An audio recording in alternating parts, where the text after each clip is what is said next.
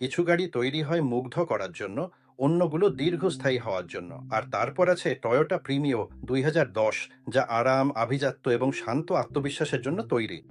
এর ডিজাইনটি খুব একটা উগ্র নয়, এটি মনোযোগ আকর্ষণের জন্য চিৎকার করে না, তবে এর মার্জিত রূপই সব বলে দেয়।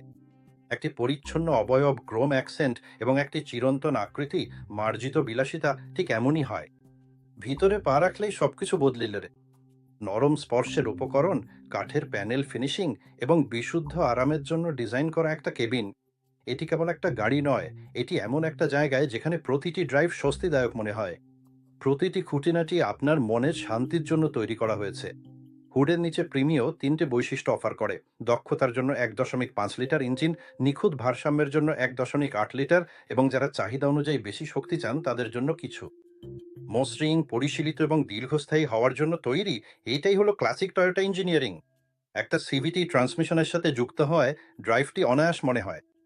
কোনো কর্কশ গিয়ার শিফট নেই, কেবল নিরবচ্ছিন্ন গতিবৃদ্ধি এবং শান্ত চলাচল। এটি শহরের ব্যস্ত ট্রাফিকের মধ্য দিয়ে চলার জন্য উপযুক্ত, এবং দীর্ঘ হাইওয়েতে আরও ভালো। সাসপেনশন রাস্তার ঝাঁকুনি শুষে নেয়, স্টিয়ারিং হালকা থাকে এবং কেবিন শান্ত থাকে। এটি গতির জন্য তৈরি কোনো গাড়ি নয়, এটি মনের শান্তির জন্য, পরিবারের জন্য, পেশাদারদের জন্য, যারা বিশৃঙ্খলার চেয়ে আরামকে বেশি গুরুত্ব দেন তাদের জন্য তৈরি। প্রিমিও দৈনন্দিন জীবনের সাথে পুরোপুরি মানিয়ে যায়। টয়োটা প্রিমিও 2010, এটি হয়তো খুব একটা জমকালো নয়, তবে তার প্রয়োজনও নেই, কারণ প্রকৃত গুণমান নিঃশব্দে কথা বলে।